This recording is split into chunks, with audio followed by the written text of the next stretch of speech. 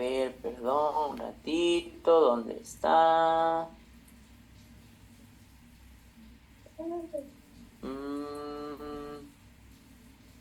Acá está. Muy bien. Entonces acá, a ver, en neuro yo sé que es un montón de información, yo sé que es bien complicado, que mucho es neuroanatomía, pero es necesario saberlo porque si no vamos a tener serios problemas. ¿Ya? Entonces, primero que tenemos que acordarnos cómo es la organización, ¿no? ¿Qué estructuras conforman el sistema nervioso central, el sistema nervioso periférico?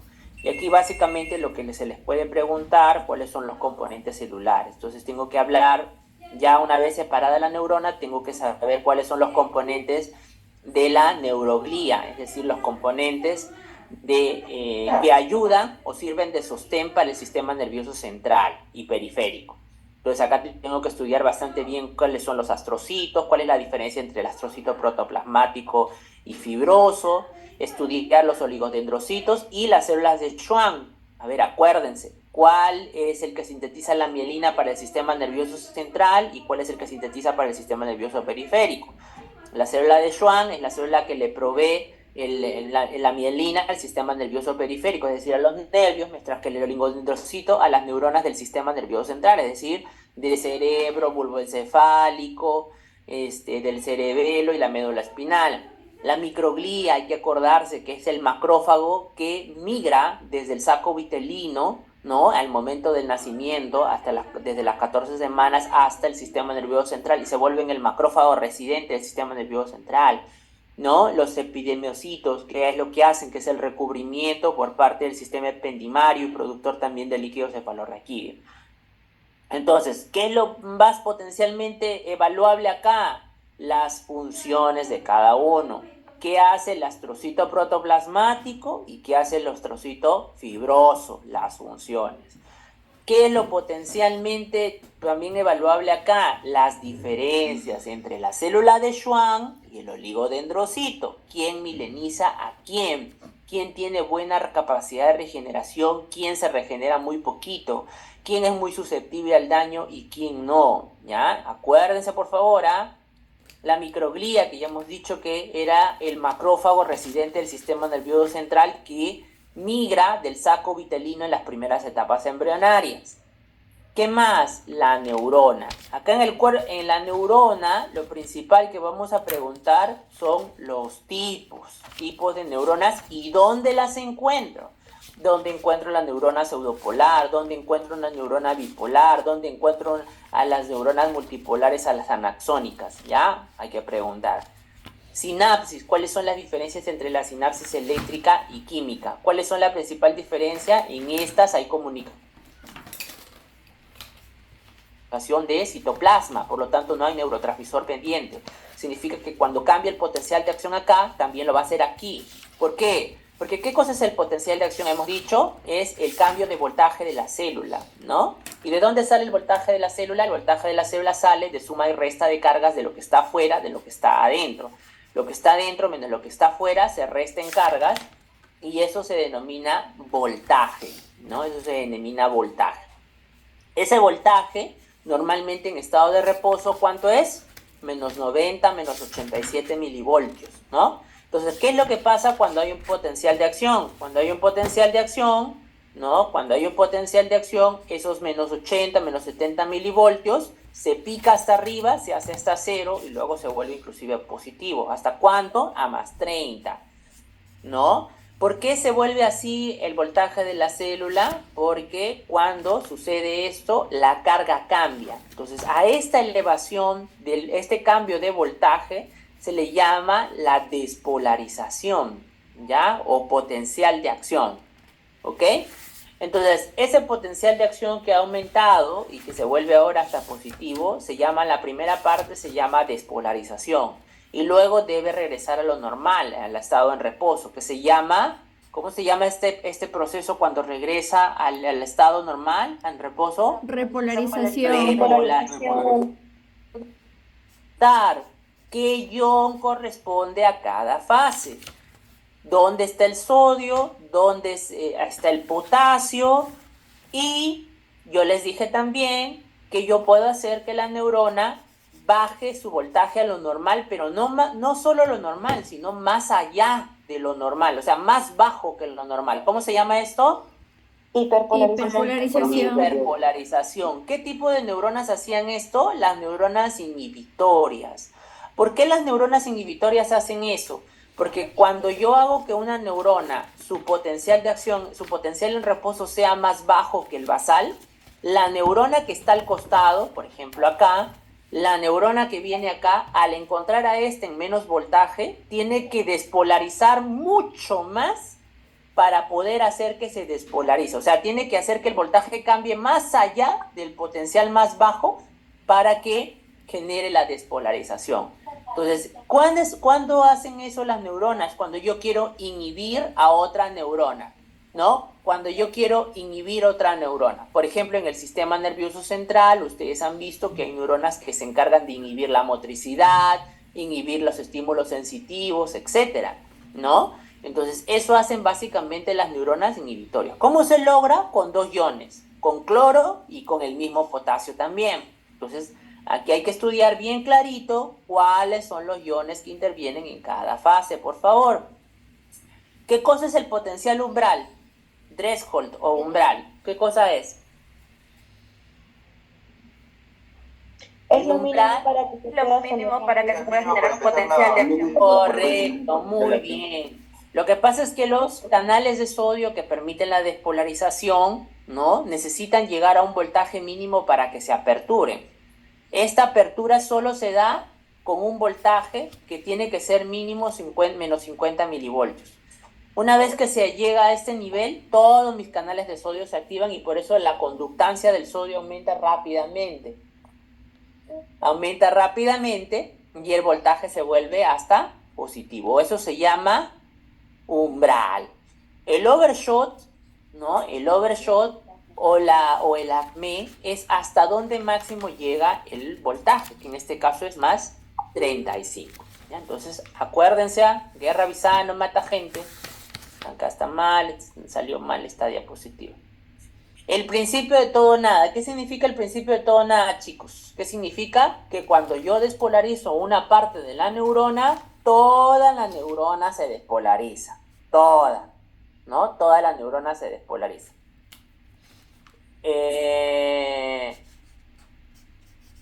Toda la neurona se despolariza, ¿no? Y desde el soma hasta la dendrita, ¿no? Desde el soma hasta la dendrita. Todo el soma se despolariza. O sea, cuando yo cambio el voltaje de una parte, llega hasta acá.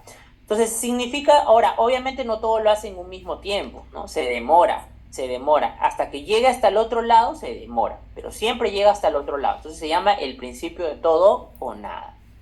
¿Cómo puedo hacer yo que esta despolarización que debe llegar al final de la dendrita sea más rápida? Mediante la mielina. ¿Por qué? ¿Qué es lo que hace la mielina? La mielina, como ustedes ven acá, es un aislante eléctrico de segmentos de la neurona, de tal manera que yo solo necesito despolarizar los puntos donde no hay mielina. ¿Cómo se llaman esos puntos desnudos donde no hay mielina? Nódulos de Rambier. Bien. Por lo tanto, es como que si yo acortara el trayecto que necesito despolarizar y ya no tengo que despolarizar todo esto, sino solo los puntos libres del nódulo de Rambier. Entonces, la neurona que tenga mielina es una neurona más rápida en su conducción del potencial de acción, ¿no? Entonces, segunda pregunta evaluable en el examen, sí o sí. ¿Cuáles van a ser las velocidades de acuerdo a las fibras? No les voy a preguntar tanto número, les voy a preguntar cuáles son las más rápidas, cuáles son mielinizables, cuáles son las gamma, dónde están las gamma, dónde están las delta, dónde están las B, dónde están las C. ¿Qué son las fibras? Son neuronas agrupadas que tienen la misma característica de velocidad de conducción. Entonces, por ejemplo, las alfa tienen una velocidad de 70 a 120, con un diámetro de 10 a 20. ¿Dónde las encontramos? Porque son las más rápidas. La parte motora. ¿Por qué? Porque la respuesta motora es la respuesta más rápida que tiene el organismo. Es la que nos permite desenvolvernos en el entorno y responder rápidamente a los estímulos. ¿Y las más lentas cuáles son? El dolor difuso, profundo, el dolor visceral, ¿no? Por ejemplo, son las fibras más lentas. Entonces, cuadrito potencialmente evaluable.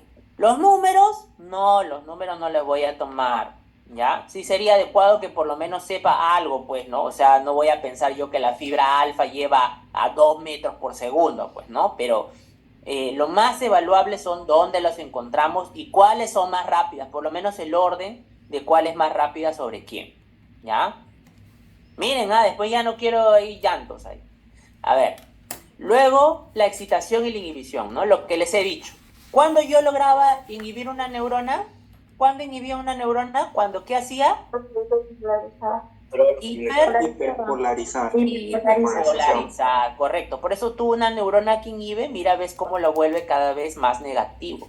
O sea, que ya no llegue solo a menos 70, a menos 80, sino llegue a menos 90, menos 100, ¿no? Muy bien. ¿Cuáles son las sustancias que pueden ser potencialmente usadas como neurotransmisor?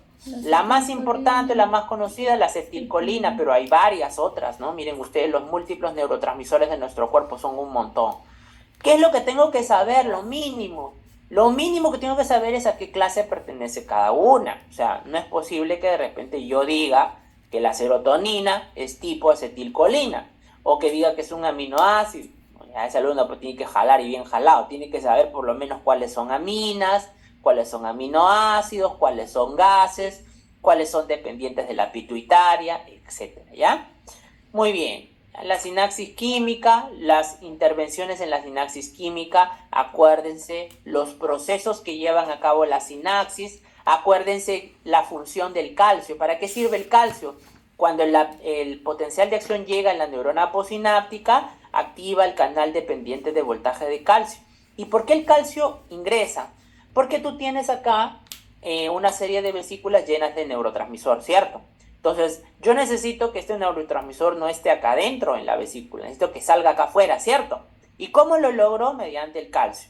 Porque el calcio se une a unas proteínas que se llaman las proteínas SNAR. Ya, vamos a escribirlo acá para que la sepan. Proteínas SNAR. Esas proteínas SNAR lo que hacen es, donde está la sinaptobebrina, la SNAP25, etcétera, que deben haber habido en la teoría, esas proteínas SNAR lo que hacen es unirse al calcio y se unen esta membrana celular a esta membrana celular. Entonces logran que la vesícula se libere. Si yo, por ejemplo, no tengo, si yo bloqueo esos canales de calcio, no importa que el potencial de acción de acá llegue. Si el calcio no entra, ese neurotransmisor no sale y por lo tanto no hay comunicación entre una y otra. Por ejemplo, hay una toxina que bloquea estas proteínas. ¿Cuál es? La toxina botulínica, por ejemplo, ¿no? La toxina botulínica, ¿no? Lo que hace es bloquear a las proteínas SNAR y por eso es que produce una parálisis flácida, ¿no? Muy bien. Y de la misma forma está este neurotransmisor, que en este caso es la acetilcolina, se une a su receptor, el receptor es la acetilcolina, pero también a veces la cantidad de neurotransmisor que se libera es demasiada. Y si yo dejara todo ese neurotransmisor afuera, pues tendría una sobreexcitación de, por ejemplo, el músculo estriado. Entonces, para evitar eso, la neurona tiene una serie de mecanismos que regula esa respuesta de liberación del neurotransmisor. Una de ellas es, por ejemplo, reingresar al neurotransmisor, reciclarlo, regresa otra vez acá y lo vuelve a reutilizar. La segunda es crear una enzima en la neurona posináptica que destruya el neurotransmisor antes de que éste se une a su receptor. Ese es, por ejemplo, el caso de la acetilcolinesterasa, ¿no? O las células de la glía también ayudan a la recaptación de la misma. ¿Ya? Muy bien. Entonces acá están todos los pasos. Miren, ahí están las proteínas SNAR, ¿no? La MUN18, la sintaxina, la SNAP25, la sinaptobebrina. Miren, la sinaptobebrina, la sinaptogapmina, ¿no? Etcétera. Entonces son proteínas que se unen al calcio para poder unir la membrana de una con otra, ¿no? Entonces por eso es muy importante el calcio. Muy bien, la norepinefrina, es importante recordar la síntesis que viene de la tirosina, cuáles son las enzimas que la convierten en dopa, en dopamina, en noradrenalina, en epinefrina, todo eso, porque eso voy a preguntar, ¿ya? La dopamina, que viene de la misma reacción química que la norepinefrina, la síntesis de la serotonina y la síntesis del glutamato. Entonces hay que estudiar muy bien la síntesis de por lo menos estos neurotransmisores, porque son los neurotransmisores que voy a preguntar sí o sí. Repito, síntesis de acetilcolina, síntesis de norepinefrina, síntesis de dopamina, síntesis de serotonina y finalmente la de glutamato. Esos son los neurotransmisores que voy a preguntar cómo es su síntesis. Neuropéptidos no tanto. Muy bien. Listo. Claro, ¿no? Hola. Sí. Claro. Sí, doctor. Guerra avisada no mata gente, ¿ah? Ya, muy bien. Sensibilidad. En sensibilidad lo primero que tengo que aprender son los tipos de sensibilidad. ¿No se ve? No, no se ve. Está en la compañera. Está en la PPT de neuropéptidos, disculpe. Sí, se quedó en la PPT de neuropéptidos. Ya. A ver, creo que alguien tiene por ahí un audio abierto de mí mismo. ¿Me pueden apagar, por favor? Hola. Cristian. Cristian Quintanilla. Dime. Cristian. Tu audio, por favor. Ya, silenciado. Muy bien. Listo. A ver, entonces lo primero que tengo que saber en sensibilidad, ahora sí pueden ver sensibilidad, ¿no? ¿Sí? Sí, doctor. Sí, doctor. Ya, Sí. las categorías, los tipos. Acuérdense, ¿cuál es la sensibilidad estereoceptiva? Acuérdense primero, la sensibilidad, chicos, es la capacidad de transformar un estímulo a un potencial de acción. Porque finalmente, por ejemplo, mi cerebro es el que convierte un estímulo en un potencial eléctrico, porque las neuronas no transmiten calor, no transmiten presión, no transmiten colores, nada de eso, ¿cierto? ¿Qué hace la neurona? Transmite potencial eléctrico, ¿cierto?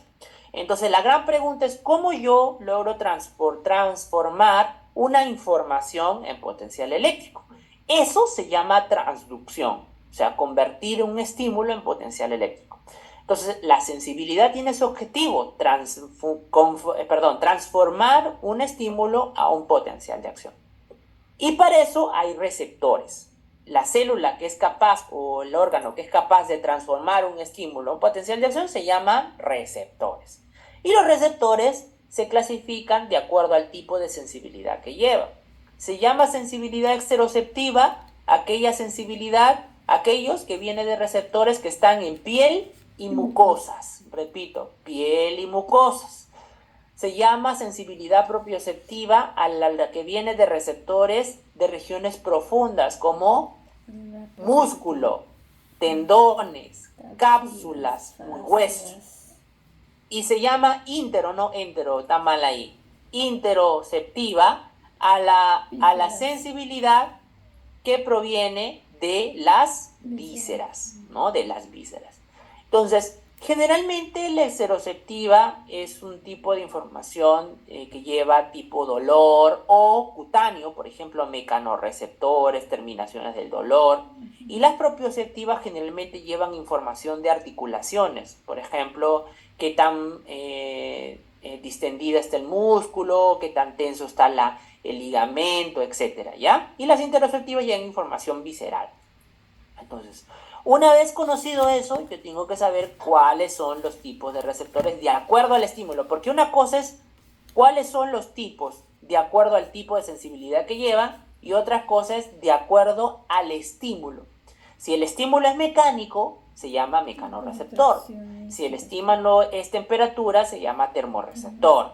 Si es dolor, es nociceptor. Si es electromagnético, es receptor electromagnético. Y si es químico, como en el caso del olfato, el gusto, ¿no? Se llama quimioreceptor. Entonces tengo que estudiar cuáles son mis mecanorreceptores, cuáles son los termorreceptores, cuáles son los nociceptores, cuáles son los quimioreceptores. Eso tengo que estudiar. ¿Ya? Muy bien. Esto de acá es básicamente algunas propiedades que es para que vean, esto no tanto. ¿Ya? Y lo que sí tengo que acordarme es esto. Esto sí voy a preguntar, por favor, chicos. La vía, por dónde van las sensibilidades, dónde va el tacto discriminativo y la propiocepción, el hemisco medial, ¿no? De dónde va, hasta dónde llega la primera neurona, dónde está la segunda neurona y dónde está la tercera neurona. Eso tengo que saber. En qué lado y en qué momento se decusan, o sea, en qué momento la neurona que me trae la información de la derecha pasa hacia el lado izquierdo, ¿ya? Hasta dónde está la neurona que está en el tálamo, cuál es la tercera, la segunda o la primera, eso tengo que saber. Igualito sucede con la vía trigeminal, ¿no? También tengo que saber la primera, la segunda y la tercera neurona, qué tipo de sensibilidad lleva. Y aquí está, miren, la propioceptiva profunda, consciente e inconsciente, que esta es la que, mira, porque las de acá traen dolor y temperatura y presión. Esta es la de la sensibilidad propioceptiva, la que habíamos visto acá, ¿no? La de acá, esta, ¿no? Esa de allí trae información de distensión del músculo, cuán contraído está la fibra, cuán distendida está el tendón, dónde viaja. Observen que no llega a la corteza cerebral, por eso es propioceptiva profunda inconsciente. Si una sensibilidad no llega a la corteza, no es consciente. Nada de lo que no llega a la corteza es consciente, ¿ya? ¿A dónde llega? Al cerebelo, porque el cerebelo comanda las células, las funciones propioceptivas. El tálamo, que ya acuérdense que es la estructura que comanda las sensibilidades. ¿Cuál es la única sensibilidad que se le escapa al tálamo? ¿Cuál es? El olfatorio. El olfato. Después todas las sensibilidades pasan por el tálamo, todas. ¿Ya? Muy bien. La corteza cerebral somatosensitiva, hay que recordar la disposición del el homúnculo sensitivo de Penfield. Acuérdense, en qué parte, si en la cara interna está. A ver, por favor, micrófono. Ya. En la cara interna yo puedo encontrar el miembro inferior, la zona genital, hasta en la rodilla. De la rodilla para arriba, todo lo demás corresponde a la cara lateral del cerebro, ¿ya? Entonces, ahí está el área somatosensorial primaria, para que la recuerden. ¿Cuáles son los nociceptores? ¿Por dónde viaja la vía conducta del dolor? ¿Cuáles son los nociceptores? Las fibras alfa A delta, las fibras C, ¿no? ¿Dónde llegan? ¿Por dónde viajan? Acuérdense que viajan por el tracto somatosensorial, ¿no? Grosero del dolor y de termoalgesia, que se llama el tracto espinotalámico, ¿no? El espinotalámico. Muy bien, el tracto espinotalámico. Muy bien. Listo, ¿cuáles son las diferencias entre el tracto espinotalámico y medial? Acuérdense, ¿quién es más veloz? ¿Quién no? Eso lo hemos visto en la primera clase. En la primera clase hemos visto quién es más veloz, quién no. Bien, en los sentidos especiales. En los sentidos especiales no necesito que revisen tanto la parte de física, que cómo se llama, cuánto es la captación que se puede dar, que cuánto es la frecuencia. Esas cosas no necesito que revisen. Lo que necesito es que entiendan cómo el sistema nervioso central convierte el estímulo a un potencial de acción. Entonces, para eso tengo que saber cuáles son las capas de la retina, cuál es la zona de la fovea donde yo encuentro el principal receptor, cuál de las capas de la retina es el receptor que convierte a la luz en un potencial de acción. ¿Cuáles son? A ver. ¿Qué célula de la retina es la que logra convertir a la luz ultravioleta de diferente gama y hace que se transforme en un potencial de acción, en un potencial eléctrico? ¿Quién es? ¿Los bastones y conos? Correcto, muy bien. Son los conos y los bastones. Entonces, ¿qué necesito saber sí o sí? ¿Cómo hace el cono y el bastón para hacer que un fotón se transforme en potencial eléctrico? Entonces, ¿qué tengo que saber? Sí o sí, el ciclo de la rodopsina. ¿Cuál es la función? ¿Cuáles son los pasos en los cuales y cuál es la importancia del retinal, de la vitamina A para el ciclo de la rodopsina? Acuérdense que la rodopsina se une a la luz eléctrica y se descompone en beta-rodopsina, lumiridoxina, metarrodoxina 2 y transretinal. Y es el transretinal que se une a la escotopsina para volver a formar rodopsina. Entonces, ¿qué pasa? Que cuando se da esa descomposición, esa descomposición, miren, de acá, de la rodoxina, activa, esa rodoxina que se ha liberado, activa una proteína G transductora que activa el GMP cíclico, y ese GMP cíclico activado por la presencia de la rodoxina es la que activa al canal de sodio voltaje dependiente. Entonces, ya está. Cuando yo activo un canal, estoy cambiando la concentración de iones. Si yo cambio la concentración de iones, hago más positivo un lugar y más negativo otro lado. ¿Qué he generado? Un cambio de voltaje. Entonces, ¿qué hice? Transformé un estímulo que era luz, lo transformé ahora a un potencial eléctrico. ¿Cómo se llamaba ese proceso? Transducción. Transducción. Entonces, eso tengo que saber, porque esa es la parte más importante para que entiendan cómo es que se transforma en un potencial eléctrico. ¿Ya? Hay que recordar dónde está la vitamina A, dónde la depositamos, cuál es.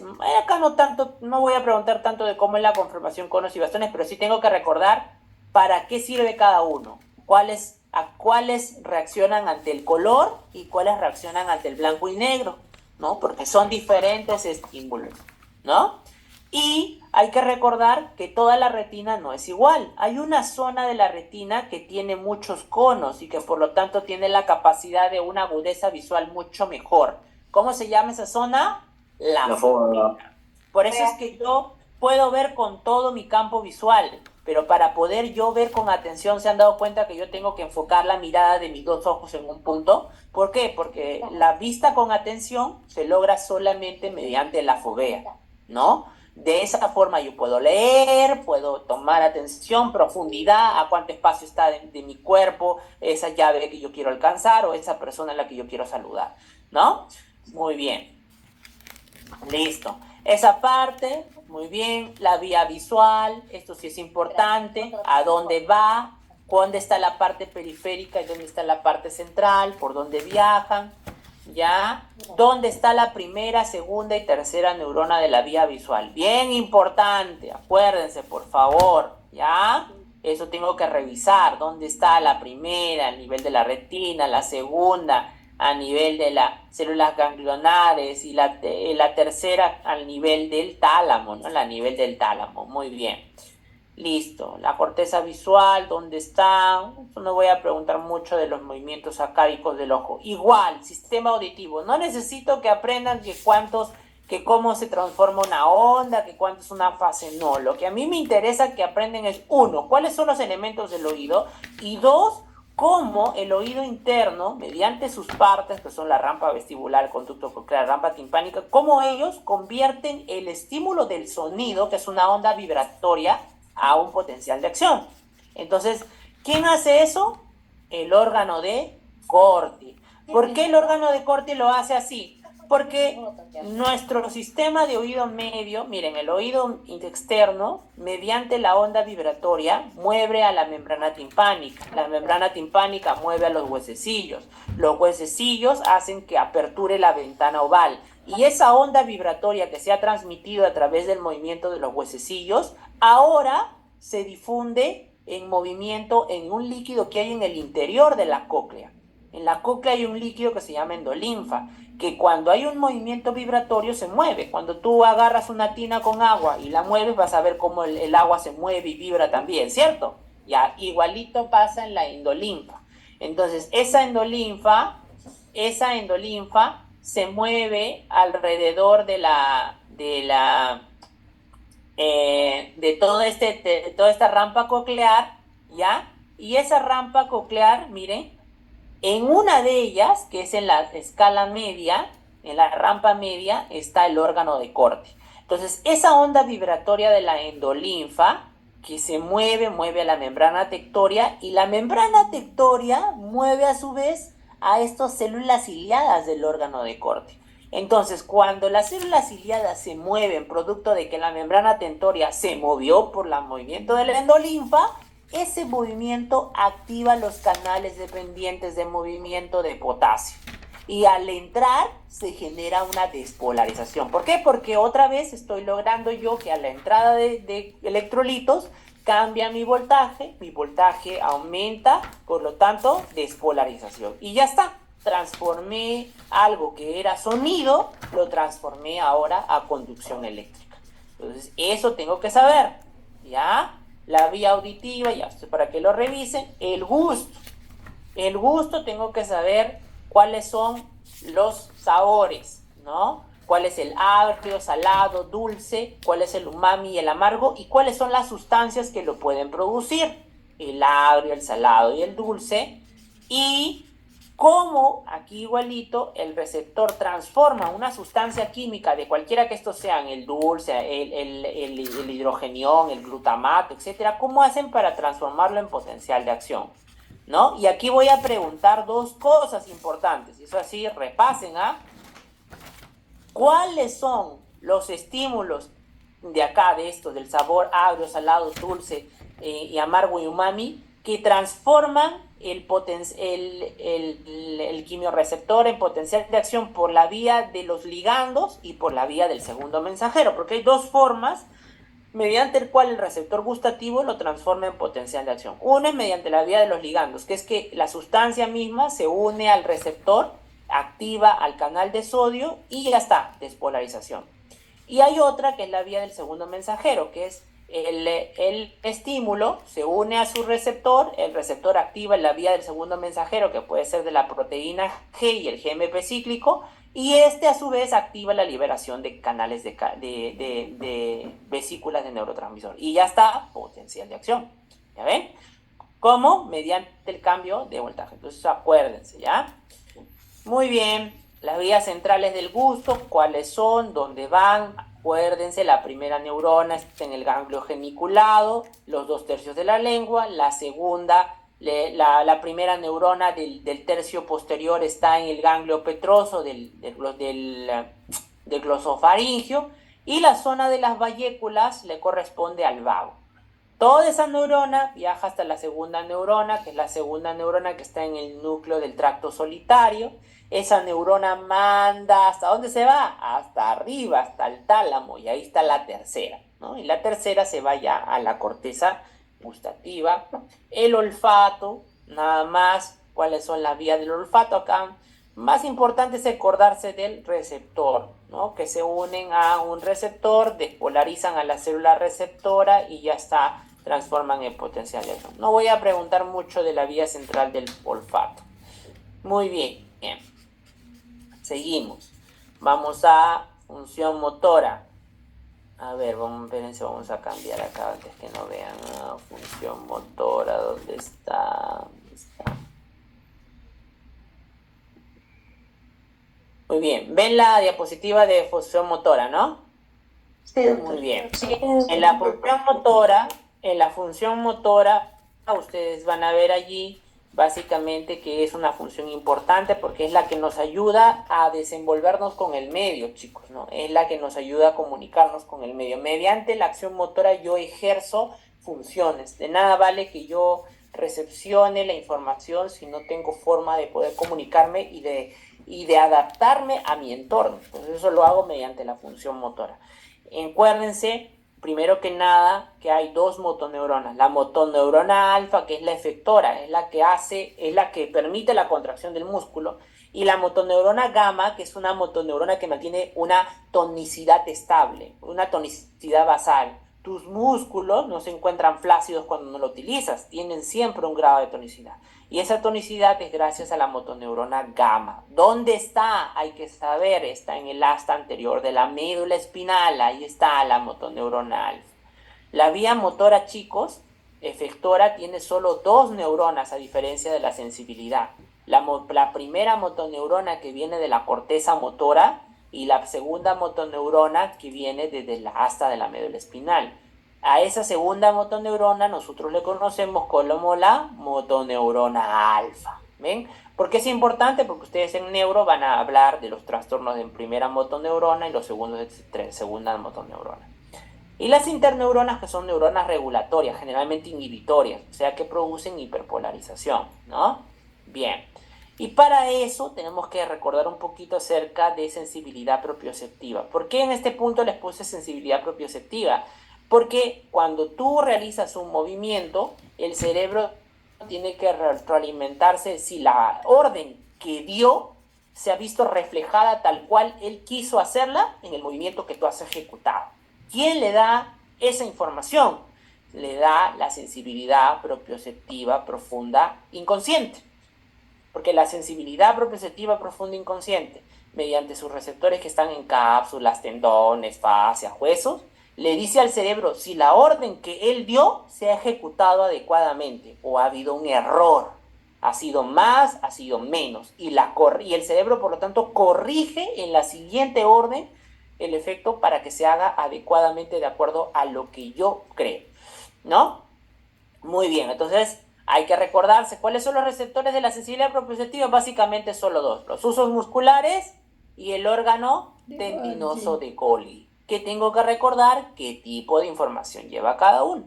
¿Qué tipo de información llega el órgano tendinoso de Golgi y cuál el uso muscular? El uso muscular, chicos, lleva información del grado de estiramiento de la fibra, mientras que el órgano tendinoso de Golgi identifica cuánto es la tensión muscular del tendón, ¿ya?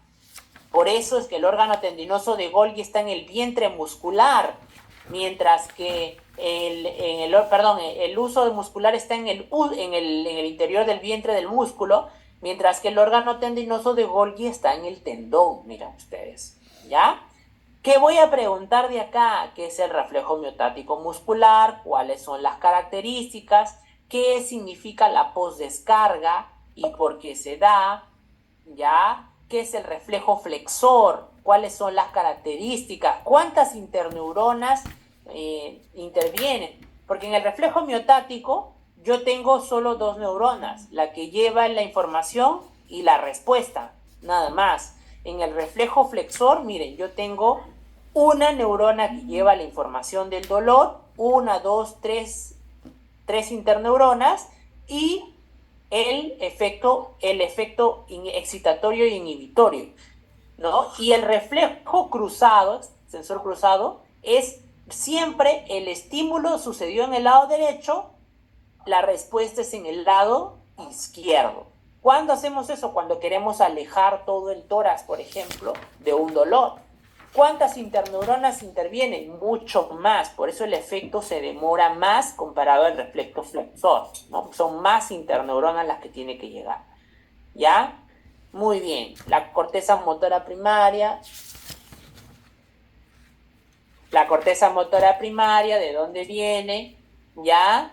¿Cuáles son los componentes? La corteza motora primaria, premotora y la suplementaria. Eso es básicamente para que lo lean. La vía piramidal. Esta diapositiva sí o sí la voy a preguntar. ¿Ya?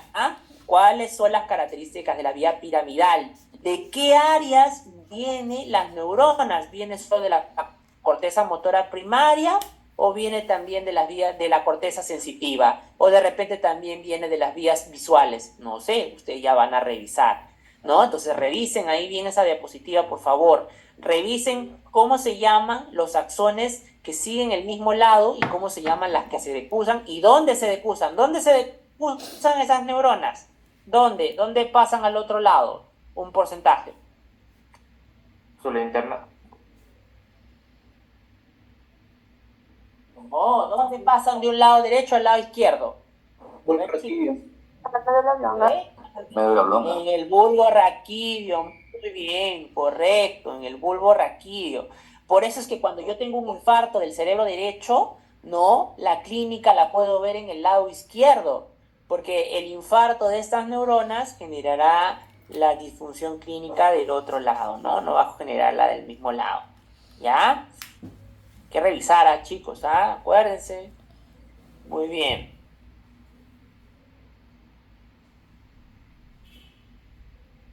Muy bien.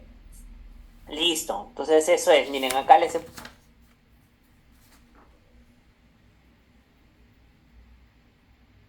a uno, de dónde vienen esas neuronas, ¿no? Etcétera, ¿ya? Esto no tanto. Ya.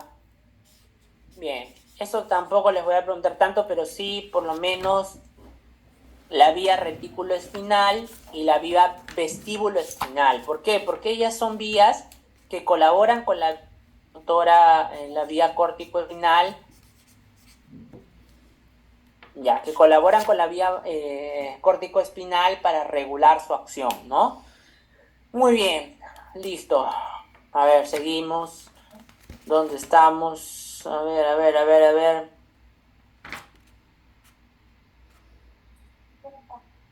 Ya, muy bien. Esa es una clase que sí o sí voy a preguntar porque esto es importante para fármaco, que es el sistema nervioso autónomo. Profesor, doctor, sigue el mismo diapositivo, sí. Ah, ya, sí no se ve. Ya, espérense. ¿Dónde está? Ya, ahora sí. Un momento, por favor.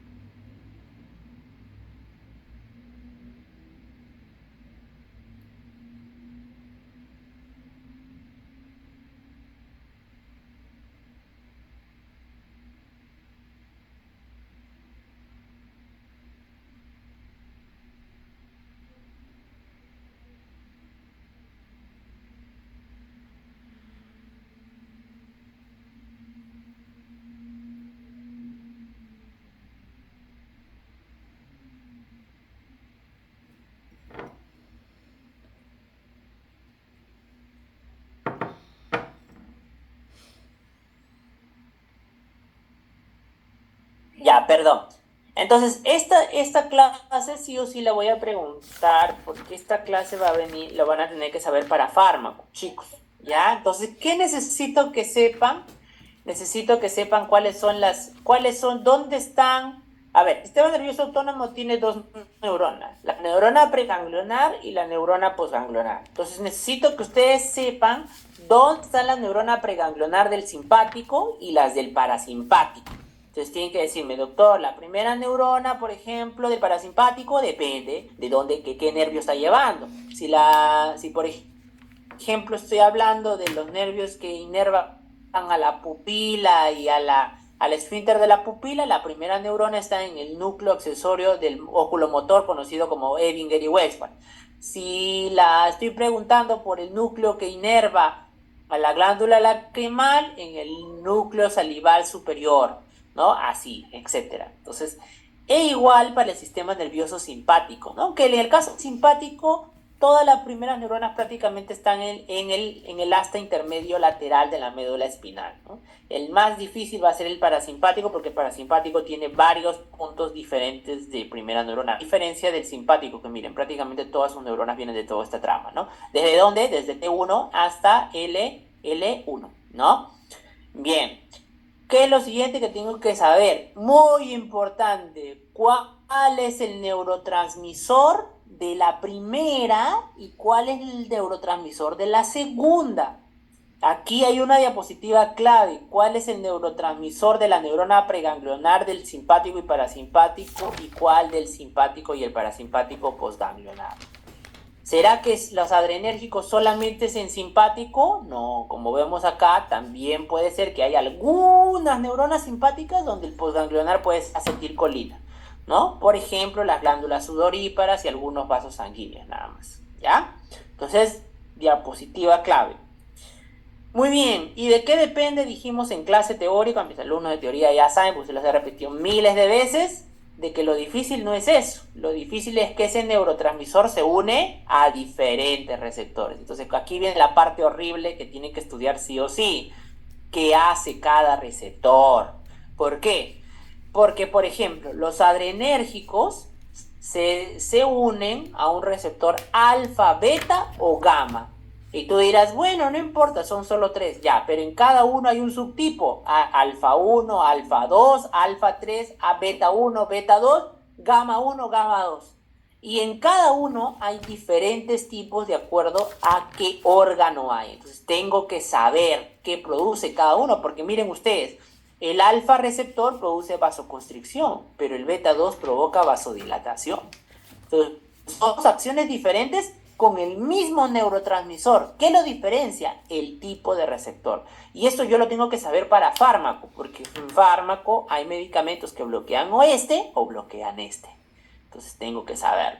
Entonces, chamba horrible de esta clase, aprenderse qué hace cada tipo de receptor. Alfa 1, 2, 3, beta 1 y 2 y gamma. Así como sucede con los adrenérgicos, sucede con la acetilcolina. La acetilcolina tiene dos receptores distintos, el muscarínico y el nicotínico. Entonces, ¿qué tengo que saber? ¿Qué hacen los muscarínicos y qué hacen los nicotínicos y dónde están? ¿Ya? Muy bien. Eso es lo más importante. Y del cerebelo, aprender las funciones. Esta de acá. ¿Qué cosa es el vestíbulo cerebelo? ¿Qué es el espino cerebelo? ¿Y qué es el cerebro cerebelo? ¿Y qué núcleos están emparentados con cada uno? ¿Cuáles? ¿Cuáles son los núcleos? El emboliforme, dentado, fastigial, solitario. Ustedes, su chamba es que me digan cuál es el emparentado con cada tipo de cerebelo. Porque cada parte del cerebelo tiene una función, si bien es cierto, interrelacionada una con otras, un poco más compleja. El cerebro cerebelo es el que planifica el movimiento junto a la corteza. Ustedes saben que el cerebelo es la parte del sistema nervioso central que coordina los movimientos, pero en realidad él no ejecuta nada. O sea, si yo tuviera, por ejemplo, un infarto de cerebelo, yo puedo mover todos mis músculos y no hay parálisis de ningún tipo. ¿Y por qué? Porque el cerebelo no es el que ejecuta, el cerebro planifica y corrige el movimiento. ¿Por qué? Porque al cerebelo le llega la información propioceptiva. ¿Se acuerdan? La que dijimos, la información proveniente de cápsulas, fascias, tendones, que dice cuánto está dilatada, cuánto está distendida la fibra muscular, cuánto está tenso el tendón, ¿se acuerdan? ¿Cierto? Ya, esa información le llega a él y él con esa información la contrarresta con la que el cerebro le trae. El cerebro le manda la información de qué es lo que quiso hacer.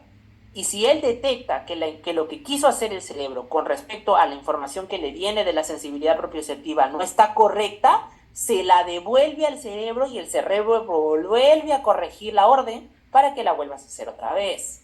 ¿Sí? ¿Están entendiendo, no, chicos? Hola. ¿Entienden? Sí, doctor. Ya, no duerma. Ya, a ver, seguimos. Entonces, y los ganglios basales hay que recordar para qué sirven, son parte de la ayuda, control premotor, ya, eso básicamente acá no vamos a preguntar mucho eso. Seguimos y vamos a las funciones mentales superiores. Espérense un momentito. Funciones mentales superiores, ¿no? Voy a tomar cuáles son las funciones mentales superiores, ¿ah? ¿Cuáles son? Lenguaje, cálculo, memoria, juicio, abstracción, contenido de pensamiento, ejecución, etc. Esto no tanto, eso tampoco. Y las funciones cumplidas por las áreas corticales específicas. ¿Qué hace el área de asociación parieto-occipito-temporal? ¿Qué hace el área de asociación prefrontal? ¿Y qué hace el área límbica? Acuérdense, me van a decir, ¿qué hacen las áreas de parieto-occipital? Doctor, hay un área de análisis de coordenada, hay un área de procesamiento inicial del lenguaje, el área de denominación de los objetos, el área de Wernicke, ¿ya? El área de interpretación del lenguaje. Esto sí, voy a preguntar sí o sí, así que a leer al Guyton, para si no lo entienden acá, a leer el área de Wernicke. El área de Wernicke sí o sí va a venir en uno de los exámenes de alguno de los grupos. Así que a estudiarlo. Así que estudien muy bien cuál es el proceso de interpretación del lenguaje del área de Wernicke, porque eso lo voy a preguntar, ¿ya? Muy bien. El área de Broca, que es el área prefrontal. El área prefrontal es sobre todo la de la toma de decisiones, la del procesamiento de la conducta, ¿no? Así que también la voy a tomar. El área límbica no tanto. Y esto voy a preguntar, ¿qué significa un hemisferio dominante y qué significa un hemisferio no dominante? ¿Será que realmente el hemisferio no dominante es como tal no dominante? No, sino que se le llama hemisferio dominante porque se dice que hay un área del cerebro, tanto que suele ser la izquierda, la que maneja ampliamente las funciones del área de Wernicke, que es el área de la interpretación del lenguaje. Mientras que el lado derecho habitualmente no es que no hace nada y que no sirve para nada, sino tiene otro tipo de inteligencias a su cargo, como el lenguaje corporal, entonación vocal, etc. Entonces, eso hay que recordarse muy bien, en qué porcentaje están, ¿no? Aquí vamos a, por lo menos, obviamente que si yo, por ejemplo, te pongo, el hemisferio dominante suele ser izquierdo en el 10%, no porque el doctor Álvaro te puso que no iba a tomar números, no me vas a marcar esa pregunta como alternativa correcta, ¿no? Una cachetada para darle que haya marcado, pues imagínense, la mayoría es el izquierdo, chicos, ¿no? El izquierdo. Por eso es que la mayoría de personas, por ejemplo, entre otras cosas, suele utilizar más la mano izquierda, la mano derecha, ¿no? Doctor, pero el izquierdo, ¿cómo puedo utilizar más el derecho? ¿Por qué? ¿Ah? ¿Por qué? ¿Por qué, chicos? ¿Por qué? Si el hemisferio dominante es el izquierdo, ¿por qué no la mayoría de personas utilizan el derecho? En la mano derecha. Con la acusación. Ah, muy bien, ya. Listo. A ver, por fin puedo llorar y morir tranquilo. Ya, muy bien. Seguimos. Entonces, la función del cerebro, comunicación. Entonces, esto para que ya saben, ya lean muy bien lo que es Wernicke, ¿ah? Por si acaso. Emisión e interpretación del lenguaje es lo que más claro tiene que quedar de esta clase, porque es lo que te diferencia, lo que nos diferencia del mono y del delfín, chicos. Nosotros no somos monos ni delfín gracias al lenguaje, porque nuestra capacidad de lenguaje es mucho más complicada que las otras especies. Tenemos una capacidad de abstracción del lenguaje increíble y que nos ha hecho, entre comillas, la especie dominante. Entre comillas, digo, porque a veces hay ejemplos y especímenes que parecen que no. Muy bien. La memoria, el aprendizaje, ¿cuál es el proceso de la memoria? Ya esto no lo voy a preguntar tanto. Ya. Entonces, más que voy a preguntar, chicos, hemos dicho el lenguaje. Entonces, pregunta, ¿cuáles son las áreas que voy a preguntar? Hemos dicho la asociación prefrontal, Wernicke, el área parieto-occipital. Pero sobre todo, la que sí o sí voy a preguntar, por lo menos en uno de los exámenes, va a ser el área de Wernicke. ¿Cuál es el proceso de interpretación del lenguaje? Miren, guerra avisada no mata gente. Espero que lean, miren. Si alguno no ha podido entrar ahorita al repaso, y le van a pasar igual a los delegados, yo le voy a pasar la grabación de la clase, ¿ya? Por favor, delegados, mándele a todos sus compañeros. O sea, después no quiero saber a nadie que digan el doctor Álvaro le pasó a sus amigos, porque me inventan cada cosa que ya, no sé si reír o llorar ya. Muy bien, listo, seguimos. Y para finalizar, nos faltan, espérense chicos, que nos falta. Ya, después de neuro, ¿qué viene? Endocrino, ¿no? Endocrino, a ver, espérense, ¿dónde está endocrino? Doctor, ¿sueño y vigilia no va a venir? ¿Ah? Sueño y vigilia, doctor. Ah, ya, sueño y vigilia. Sí, ¿dónde está? Espérense, ya, bien hecho acordar. A ver, ¿dónde está?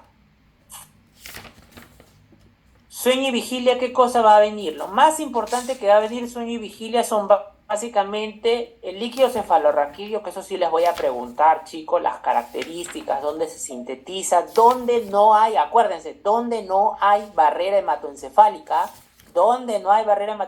Eso acuérdense muy bien, porque os voy a preguntar en uno de los exámenes.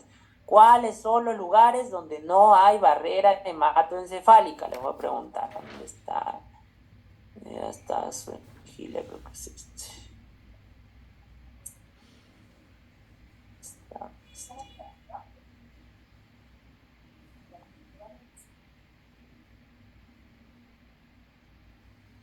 ¿Dónde rayos está? A ver, espérense, chicos.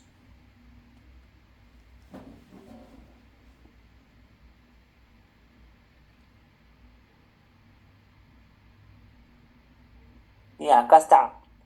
¿Qué voy a preguntar aquí? Acá voy a preguntar varias cosas, pero sobre todo, ya que no tengo en esta computadora mi diapositiva actualizada. Esta es la diapositiva anterior, pero hay una diapositiva que sí se las pasé a los profesores que las deben haber presentado ellos, que es las diferencias entre el REM y no REM. Eso les voy a preguntar, ¿ya? De sueño y vigilia, ¿qué cosa voy a preguntar? Diferencias entre el REM y no REM. Y En flujo sanguíneo cerebral voy a preguntar las características del líquido cefalorraquídeo. Acá están, espérate, ¿dónde está? Acá están, miren, los lugares que no tienen barrera hematoencefálica. ¿Dónde está? Acá está. Acá está, ¿dónde está? Ah, ya, regiones sin barrera hematoencefálica. Miren, glándula pineal, el área postrema, el órgano vasculoso de la lámina terminal, el órgano subfornicial, la eminencia hipotalámica. Y la formación, ¿no? ¿Quiénes conforman a la barrera hematoencefálica y sus funciones? ¿Cuáles son las funciones y quiénes lo conforman? ¿Qué son las uniones tipo gap o las uniones estrechas? ¿No? ¿Quiénes lo conforman? ¿Quiénes conforman? Hemos dicho el endotelio, las uniones gap, los pericitos y los astrocitos, ¿no? Los astrocitos. Muy bien. Eso sí o sí vamos a preguntar, y las características, ¿no? Ahí está la tasa de producción, cómo debe ser el líquido cefalorraquídeo, el líquido de cristal de rocas, cuánto de leucocitos debe de tener, quién tiene más en la sangre, si tiene más sodio, potasio, si tiene más bicarbonato, quién tiene más glucosa, eso voy a preguntar, ¿ya? Esto no, y hipertensión endocrinal tampoco. Ya, vamos ahora sí a pasar a endocrino. En endocrino, vamos que ya estoy un poquito con el tiempo. En endocrino, doctor, va a preguntar todo este cuadro horrendo que está acá, ya, para que no llores, sí, no, que diga no. Vamos a preguntar sí o sí, lo que vamos a preguntar sí o sí, por favor, chicos, es las diferencias de adenohipófisis y neurohipófisis. ¿Ya? Y este cuadrito de acá lo vamos a preguntar sí o sí. ¿Cuáles son las células corticotropas, tirotropas, gonadotropas, somatotropas y lactotropas? ¿Qué hormona secreta? ¿Quién es su receptor? ¿Qué glándula es sobre la que actúa? ¿Y cuál es la hormona final que produce esa glándula final? ¿No? Entonces acuérdense, cuáles son basófilas y cuáles son acidófilas. Entonces, este cuadrito de acá, sí o sí lo voy a preguntar. ¿Ya? Acuérdense, estas son de la adenohipófisis. Y de la neurohipófisis, pues básicamente cuáles son las neuronas productoras y cuáles son las hormonas que producen. ¿Qué hormonas producen la neurohipófisis? ADH o vasopresina y la oxitocina. ¿Quiénes la producen? El núcleo supraóptico paraventricular. Eso sí voy a preguntar del hipotálamo. Miren, porque debería preguntarles todo esto también, porque aquí en el hipotálamo hay unas cositas, pero bueno, ya, para que no lloren, voy a preguntarles solamente el de acá. ¿Puedes repetir lo último? No se lo escuchó. ¿No me han escuchado? ¿Qué dije? A ver, acá, lo de esto, que voy a preguntarles de los neurohipófisis que sintetizan vasopresina y oxitocina, y qué núcleos son los que los sintetizan. La neurona del núcleo supraóptico paraventricular, ¿ya? Muy bien. Listo, entonces acá está, esta es importante porque esto viene viene de este cuadro de acá. ¿Cuáles son las características de estas hormonas que están acá? De la TRH, TACRH, todas ellas, ¿ya? ¿Cuáles son las que secretan? Bien, si son aminoácidos, cuántos tienen, cuántas cadenas y qué cosa es lo que estimulan, qué es lo que hacen, ¿ya? El eje neuroendocrino, ya saben qué significaba, ¿no? El eje neuroendocrino es el principio bajo el cual la hormona de producto final de la glándula inhibe a las hormonas liberadoras y a las hormonas estimulantes. Cuando dicen estimulante, vienen de la adenohipófisis. Cuando dice liberadora, viene del hipotálamo. Por eso el R es de release y S es de stimulant. Entonces, cuando dice TSH, dice hormona estimulante de la tiroides. ¿Quién la sintetiza? La adenohipófisis. Y si yo digo TRH, ¿qué es? Hormona liberadora de tirotropina. ¿De dónde viene? Hipotálamo. El hipotálamo. ¿Se acuerdan? Las hormonas liberadoras son del hipotálamo. Las estimulantes son de la hipófisis. ¿Ya? Muy bien. Entonces, ¿qué pasa? Que el producto final, por ejemplo, la T4 o T3, inhibe a la TSH y también inhibe a la TRH, ¿no? Eso se llama el eje neuroendocrino de feedback negativo. Muy bien, listo. Entonces acá, y la hormona de crecimiento. Eso sí voy a preguntar, es lo más importante que voy a preguntar esta diapositiva, ¿no? Porque esto de acá voy a preguntar qué cosa es el factor de crecimiento parecido a la insulina o insulinoide, cuáles son los estímulos y cuáles son los inhibitorios. Y bien importante, ¿qué es lo que hacen las proteínas? Y dos, súper importante, en el metabolismo de los hidratos de carbono y en los lípidos. ¿Por qué? Porque la hormona conocida como la hormona de crecimiento es una de las hormonas diabetogénicas. ¿Por qué se le llama diabetogénicas? Porque produce resistencia a la insulina. A ver, mis alumnos saben de mi teoría. ¿Cuáles son las 3 hormonas que inducen a la diabetogénesis? ¿Cuáles son? Hemos dicho la teoría, bocacho para los que no se acuerdan. A ver, ¿dónde está? Voy a empezar a buscar a mis alumnos. A ver, ¿dónde está? Cortisol. Crecimiento, cortisol. Muy bien, cortisol. ¿Quién más? Crecimiento y finalmente El glucógeno. el glucógeno. glucagón, no glucógeno. Glucógeno no es una hormona, glucagón. Cagón. Ya. Somos de teoría. Acuérdense, mira, guerra avisada no mata gente. Entonces, las 3 hormonas que inducen a la diabetogénesis son hormona de crecimiento, glucagón y el cortisol. Son las 3 hormonas diabetogénicas, ¿ya? La hormona de crecimiento, hay que acordarse, acuérdense, es una hormona anabólica. Quiere decir que promueve la formación de, ¿no? Muy bien, ¿dónde, en qué picos de la vida es que aumenta el pico de la hormona de crecimiento? Y si es importante, por favor, acuérdense, ¿cuál es su relación con el factor de crecimiento parecido a la insulina o insulinoide? ¿Quién lo sintetiza, etcétera, ya? Acá la prolactina no la voy a preguntar, vamos a ser buena gente, pues a la prolactina no la voy a preguntar, pero sí estudienla, por lo menos para que la conozcan, para que sepan un poco de lactancia materna, y no cometamos barrabasadas después, chicos. Muy bien, seguimos, vamos a la hormona tiroidea. ¿Qué voy a preguntar de la hormona tiroidea sí o sí? Voy a preguntar, antes que cualquier cosa, su síntesis, porque eso sí voy a preguntar. ¿Ya? ¿De dónde viene? Viene de la tirosina. ¿Cómo se forma la triiodotironina? ¿Cómo se forma la tetraiodotironina? ¿Cuál sintetizo más y cuál es la hormona activa? ¿Cuál es la que sintetiza más en la tiroides? ¿La T3 o la T4? T4. Pero ¿cuál es la que es la activa? La T3. La T3. ¿Qué quiere decir? Entonces quiere decir que nuestros tejidos necesitan una enzima que convierta a T4 en T3 para que la hormona tiroidea ejerza un efecto. ¿Cómo se llama esa enzima? Deshiodasa. Entonces, pregunta del examen, que todo el mundo estuvo llorando la vez pasada en el examen, ¿dónde están esas deshiodasas? Porque las deshiodasas son diferentes tipos, ¿no? Hay deshiodasa 1, 2 y 3. ¿Qué es lo que hace la deshiodasa 1, 2 y 3? Convierte a la T4 en T3, porque la que hace el efecto es la T3, no la T4. Mi hormona tiroidea sintetiza más T4 que T3, pero el cuerpo la convierte en T3 para que ésta pueda ejercer su efecto, ¿ya? Entonces, ¿qué necesito? ¿Qué otra cosa voy a preguntar? Estos 2 gráficos que están acá, los procesos que se siguen para la síntesis. ¿Qué cosa es el NIS, el sinportador de yodo-sodio? ¿Dónde está? Está en el lado paracelular.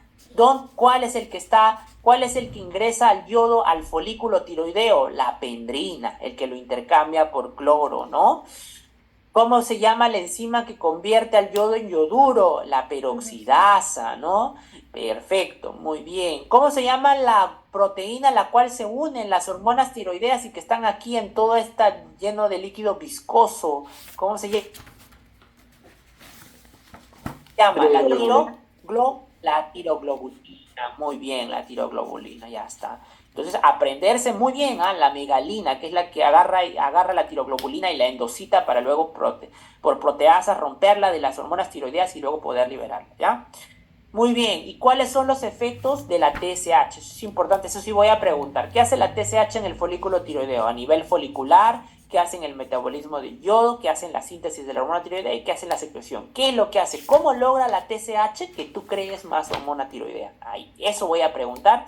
Y obviamente las funciones, ¿no? Las funciones, sobre todo estas que están acá, en el tejido adiposo, en el corazón, en el músculo, en el hueso. ¿Qué hacen el sistema nervioso central? Promueve el desarrollo del sistema nervioso central, por eso es que es muy importante en el niño recién nacido, porque es el que promueve el desarrollo del cerebro. ¿ya? En general se dice que la hormona tiroidea lo que hace es aumenta el metabolismo basal. ¿Qué quiere decir que aumenta el metabolismo basal? Quiere decir que tú quemas más energía de una molécula de lo que habitualmente quemas con esa misma molécula. Por eso es que el hipertiroideo baja de peso, mientras que el hipotiroideo aumenta de peso, porque quema menos moléculas. Si el hipertiroideo todo el tiempo está con hormona tiroidea aumentada, el metabolismo aumenta, por eso es que baja de peso, quema más moléculas, ¿ya? Entonces eso es súper importante recordar. Lo demás, esto de acá no voy a preguntar, esto de acá no voy a preguntar números, no se preocupen, ya, esto tampoco. Entonces acuérdense, ya dije, ¿cuáles son los efectos? ¿Qué voy a preguntar? Síntesis de hormona tiroidea. Esto sí o sí voy a preguntar. Desde nivel químico, ¿de dónde se sintetiza de tirosina? ¿Qué enzima la convierte?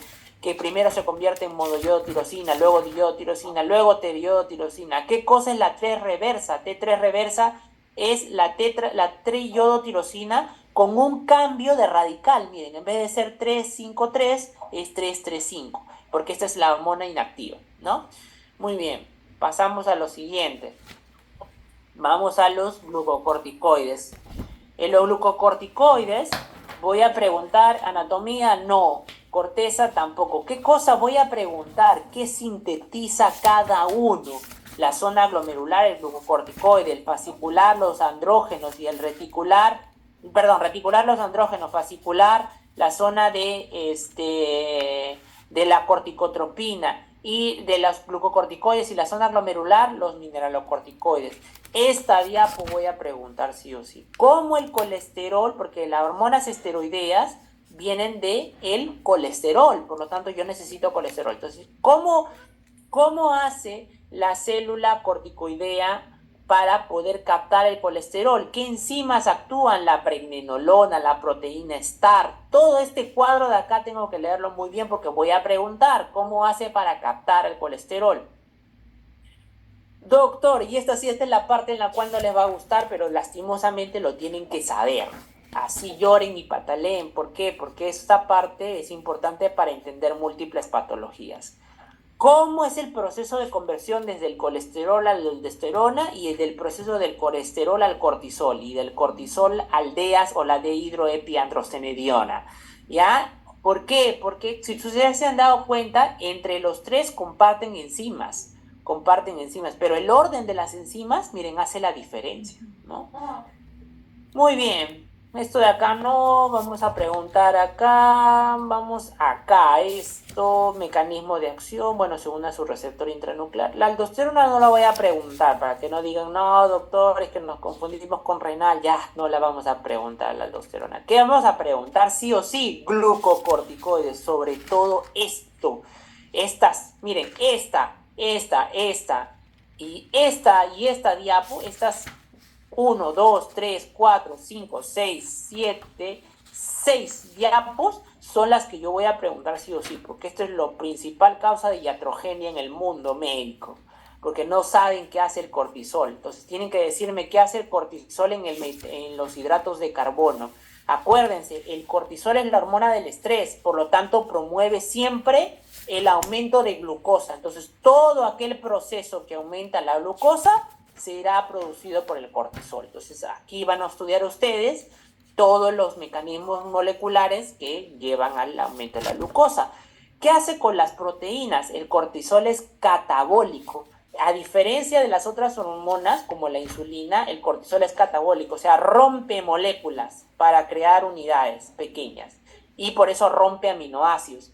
Y pregunta de examen, ¿cuál es el único lugar donde el cortisol no es catabólico de proteínas? ¿Dónde? Eso le dije a mis alumnos de teoría. ¿Cuál es? Les dije, ¿ah? ¿Cuál es el único lugar? ¿Dónde? El hígado. En el hígado, muy bien, Jimena, ¿no? En el hígado. El hígado es el único lugar donde el cortisol no rompe a las proteínas, más bien promueve la síntesis proteica del hepatocito. Pero todos los otros lugares, músculo, cerebro, todos los otros lugares promueve la destrucción de proteína, ruptura, o sea, la glucogénesis. Y las grasas también, ¿no? Promueve la... las acciones antiinflamatorias, la primera razón de por qué lo utilizamos mucho como medicamento antiinflamatorio, y los efectos, otros efectos. Esto sí voy a preguntar por qué, porque esto es muy frecuente en efectos adversos de uso por corticoide, entonces hay que preguntar, ¿qué hace a nivel del tejido conjuntivo? ¿Por qué disminuye la musculatura? ¿Por qué provoca gastritis? ¿Por qué hace que la persona pueda tener mayor riesgo de osteoporosis cuando yo no lo utilizo adecuadamente? Ya, ahí está. Muy bien, ¿qué más vamos a preguntar? La CRH, ¿cuáles son los estímulos de la CRH? ¿Dónde actúa el ritmo circadiano de la ACTH? Recuerden que viene de una hormona grande que se llama la propiomelaanocortina y que esta propiomelaanocortina se deriva en ACTH, hormona estimulante de los melanocitos, endorfinas y encefalinas, ¿ya? Acuérdense. Muy bien, ya, la médula suprarrenal, para que no lloren, no le voy a preguntar médula suprarrenal. Entonces, de acá, de cortisol, ¿qué vamos a preguntar? Básicamente, cortisol y el proceso de síntesis. Acuérdense, miren, guerra avisada no mata gente. Seguimos, que ya estoy un poco tarde, vamos a ver, ya me pasé ya. A ver, vamos a ver.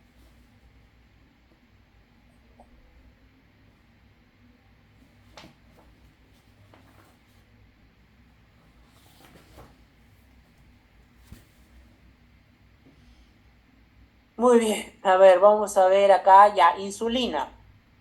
Insulina y glucagon, acuérdense, la insulina es una hormona, a diferencia del cortisol, ella es anabólica, promueve la formación de. Entonces la anabólica lo que necesito es la síntesis. ¿Cómo se sintetiza? ¿Qué es el péptido C y por qué es importante? El péptido C en realidad no es útil en el aspecto de que no sirve parte de la insulina, pero sí es importante porque los endocrinos les permite saber cuánto de insulina se crea. ¿Por qué? Porque el problema de la insulina es que dura muy poco tiempo en sangre. Entonces, si yo la quiero dosar, realmente dura muy poquito. Pero el péptido C sí se libera, por cada mol de insulina se libera también un péptido C. O sea, ahí es importante. ¿Cómo se secreta la insulina? Es importante reconocer cuáles son los estímulos. ¿Cuáles son los estímulos y los inhibitorios? ¿Qué haces por aquí? Ajá, te voy para allá. ¿Ya, mi amor? Ya, hijita. Ya, entonces, ¿cuáles son los estímulos de la secreción de insulina? ¿Cuáles son los estímulos inhibitorios? Y este grafiquito, por favor, a buscarlo y aprenderlo muy bien.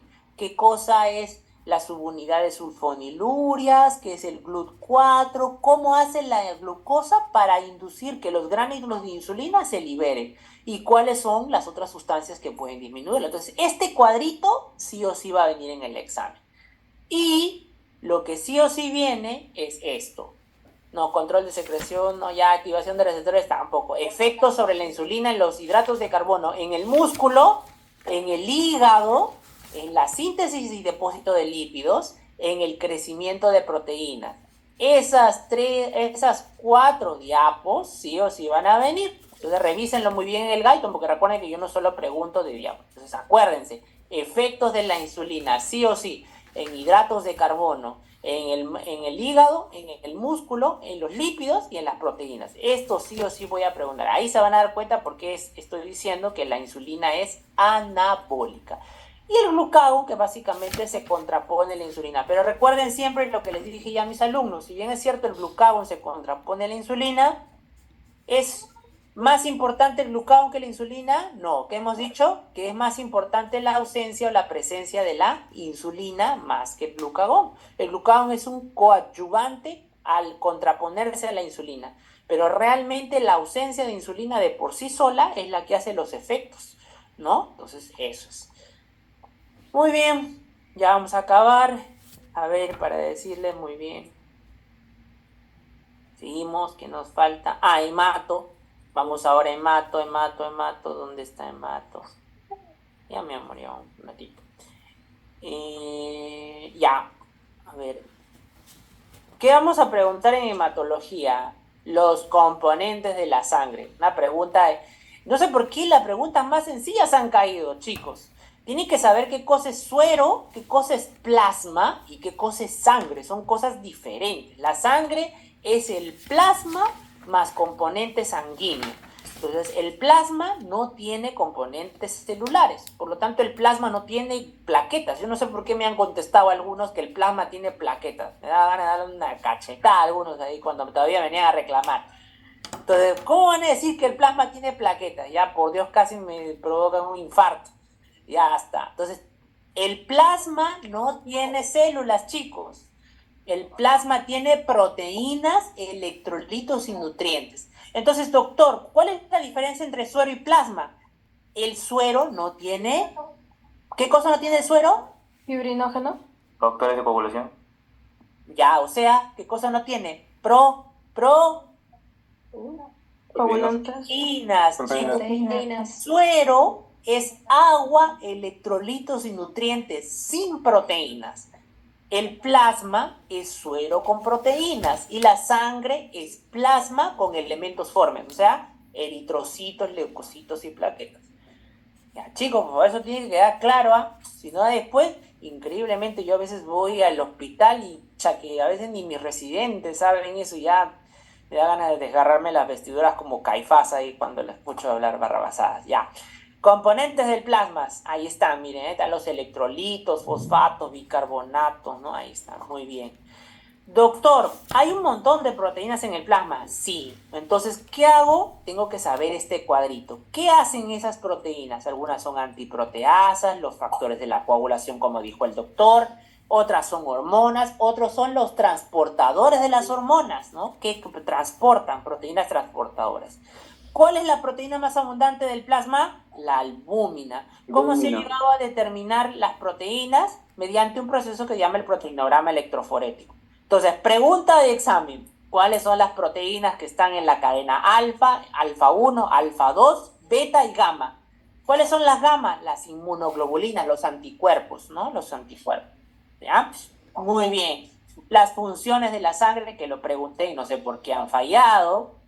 Ya, no voy a preguntar números, pero sí, pues por lo menos si yo les pongo que si las plaquetas están en 50.000, ustedes no me van a poner que eso es normal, ¿no? Si no, imagínense, qué miedo. Ya, entonces acuérdense, por lo menos hay que saber el rango. Y lo que sí o sí pregunto es el término de días, ¿ya? 120 días las plaquetas, las glóbulos rojos, las plaquetas 8 a 10 días, etcétera, ¿ya? Bien, del eritrocito, ¿qué voy a preguntar del eritrocito? Las características, cuánto mide, cuánto vive, cómo se llama el proceso de muerte, cómo se llama el proceso de muerte natural, hematocateresis, cómo se llama el proceso de muerte patológico, hemólisis. Muy bien, doctor, por destrucción, correcto, son muertes diferentes, ¿no?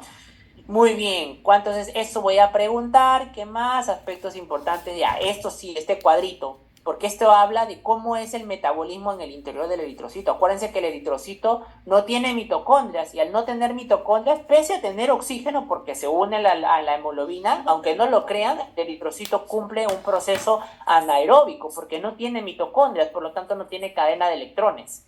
Entonces, ¿no? Todo eso me acuerdo. Para su mala suerte también sé química, entonces también voy a preguntar eso. Ya, esto también lo vamos a preguntar. Esto no voy a preguntar, tranquilos, sin llorar. Ya, este de aquí. Yo no sé por qué han caído varios en esta pregunta, chicos, y esto tienen que saberlo.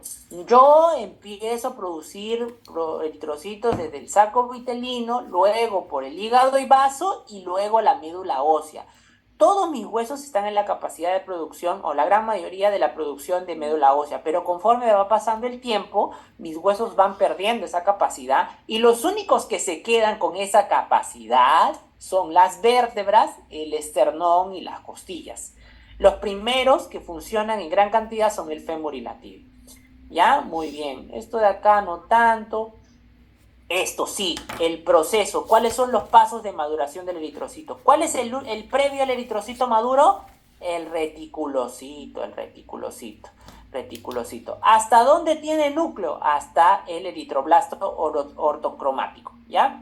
La eritropoyetina. Yo no sé por qué la mayoría me puso que la eritropoyetina tiene como principal estimulante la caída de glóbulos rojos.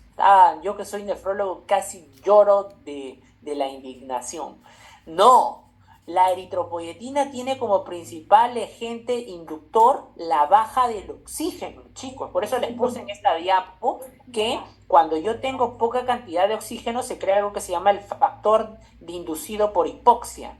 Por lo tanto, el principal, lean bien esta diapo y esta de acá, porque esta habla de cómo se sintetiza la eritropoyetina. Acuérdense, el principal inductor de eritropoyetina es la hipoxemia. Por eso es que en lugares de altura donde la presión parcial de oxígeno cae, la eritropoyetina aumenta y los pacientes suelen tener poliglobulia, o sea, suelen tener hemoglobinas de 16, 15, 17, ¿no? Muy bien. Listo. ¿Cuánto tiempo se demora la eritropoyetina en hacer efecto hasta que madure todo? 7 hasta 2 semanas. Por eso la eritropoyetina se demora su tiempo para elevar hemoglobina.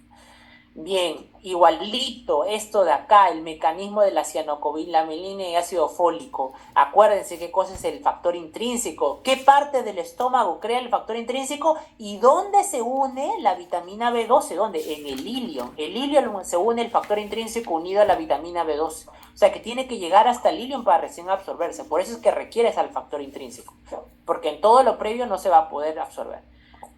Síntesis de la hemoglobina, diapo fundamental que voy a preguntar. Está formada por 2 succinilcolina y 2 glicinas que convierten a un pirrol. 4 pirroles hacen la protoporfirina 9. Una protoporfirina 9 más hierro forman el grupo hemo. Y el hemo más el polipéptido se transforman, las cadenas polipeptídicas son hemoglobina. Entonces, diapo fundamental para la pregunta del examen, ¿ah? Ya, la curva, esto sí voy a preguntar, la curva de disociación de la hemoglobina, ¿cuáles son los componentes que jalan a la derecha y cuáles son los componentes que jalan a la izquierda? ¿Cuáles son los sitios de metabolismo del hierro? ¿Dónde se depositan? En ferritina y hemosiderina, son básicamente los dos, pero el principal es la ferritina. Doctor, ¿la ferritina qué? ¿Está en la sangre? Sí, está en la sangre, pero habitualmente libre. La principal fuente es en tejidos. Entonces, doctor, ¿el hierro cómo se transporta? Se transporta en transferrina. ¿Ya? Listo. Muy bien. Estos números no voy a preguntar, no se preocupen. ¿Cómo se reabsorbe el hierro? Bueno, esto puede que pregunten. Más voy a preguntar esta de acá. ¿Ya? Muy bien. ¿Y los grupos sanguíneos? Eso, como ya lo preguntaron en el examen práctico, ya no lo voy a preguntar yo. Tranquilos. Soy buena gente. No, profe, pregunte eso. Ya mucho, ya. No, Ya eso era muy fácil, ya. Sin llorar, ¿ah? Porque si no me voy a arrebatar y les voy a preguntar todo ya. Hoy día estoy buena gente. He decidido que voy a ser buena gente porque hoy día mi hija me levantó y me ha visto con una sonrisa. Entonces tienen suerte. Denle gracias. Muy bien, listo. Entonces seguimos. En la coagulación, lo que les voy a... Miren, primero lo que tienen que recordar es que, si bien es cierto, hay algo que se llama la hemostasia primaria y secundaria. Recuerden lo que les he dicho en la teoría. Los procesos de la hemostasia primaria y secundaria. La hemostasia primaria tiene que ver con las plaquetas, ¿cierto? Y la hemostasia secundaria tiene que ver con los factores de coagulación. Sin embargo, no es que uno da y el otro luego aparece. No, las dos cosas aparecen al mismo tiempo. Sino que clásicamente se le llamaba hemostasia primaria y secundaria. Entonces, la hemostasia primaria tiene que ver con las plaquetas y el espasmo. ¿Cuál es el primer mecanismo que se activa? El espasmo vascular. ¿Por qué? Porque el vaso se defiende para la pérdida de vasos sanguíneos. ¿Por qué? ¿Por qué existe el aparato de la hemostasia? Porque el aparato de la hemostasia, su principal función es evitar la pérdida sanguínea. Porque la sangre es un componente de volemia que lleva oxígeno, que lleva nutrientes, que lleva células que llevan oxígeno, que lleva células de la inmunidad. Entonces, el mecanismo de la hemostasia sirve para, ante a una lesión o injuria, yo no pierda significativa cantidad de líquido sanguíneo. Entonces, el espasmo vascular, las características de la plaqueta, cuánto vive, de dónde viene, si tiene o no tiene núcleo, si tiene citoesqueleto de actina y de miosina, si tiene ATP, si tiene ADP. Y de aquí lo que voy a preguntar, ¿cuáles son las diferencias entre el trombo blanco y el trombo rojo? Pregunta de examen, diferencia del trombo blanco y trombo rojo. ¿Ya? ¿Qué cosa es la activación plaquetaria? Y aquí, miren, esta parte voy a preguntar. ¿Cuáles son los más importantes factores que inducen a la activación plaquetaria? ¿Cuáles son los más potentes? ADP y epine. Perdón. No, profesor, Los más Esos son los potentes más son el débiles. colágeno y y la trombina. Y los más débiles el ADP y la epinefrina. Ya ven, ya. Estoy encefalopático, pues ustedes me tienen el domingo a las 9 de la noche ya casi ya. Se pasan. Ya, adhesión plaquetaria, ¿cuáles son las proteínas que activan? Miren, acuérdense del factor glicoproteico tipo 6, ¿ya? ¿Qué es lo que pasa? Más que qué desenvuelve la agregación plaquetaria, ¿qué pasa cuando se agregan las plaquetas? ¿Qué moléculas son las que intervienen? Miren, aquí está el grafiquito, acá. El fibrinógeno une un puente entre el receptor de GP1BE, ¿no? El GP2B3A, ¿no? Entonces, esos dos se unen mediante un puente de fibrinógeno. Eso se llama agregación plaquetaria. La secreción plaquetaria, ¿qué cosa secreta la plaqueta? ADP, fibrinógeno, tromboxano A2. Esta parte de acá no tanto. Y esto de acá sí. Esto es pregunta de examen sí o sí, porque ustedes cuando lleguen a ser médicos van a trabajar con warfarina, heparina, citrato, raloxifeno, un montón de medicamentos que actúan en esta cascada. Entonces, la cascada de la coagulación sí o sí va a venir, así que ustedes ven cómo hacen, si leen y releen, hagan grafiquitos, no sé, hagan lo que quieran, pero esta cascada de la coagulación la tienen que entender. Miren, lo primero que tienen que entender es que las dos vías, la extrínseca y la extrínseca, me lleva a la vía común. ¿Y qué hace la vía común? El objetivo de la vía común es producir protrombina. Y la protrombina se une al activador de protrombina con el calcio para transformar a la trombina. Y la trombina convierte al fibrinógeno en monómeros de fibrina que gracias a la acción del calcio y al factor estabilizador de fibrina hace que los coágulos de fibrina se estabilicen y sean recios. O sea, quiere decir que no sea débil y por eso se forma un trombo estático que evita la pérdida sanguínea. Entonces, tanto la vía intrínseca como la extrínseca, su objetivo es convertirlos a la protrombina en trombina. Entonces, ¿qué hace la vía extrínseca y la vía intrínseca? Ya ustedes van a leer las características de la trombina, fibrinógeno. ¿Qué hacen los dos?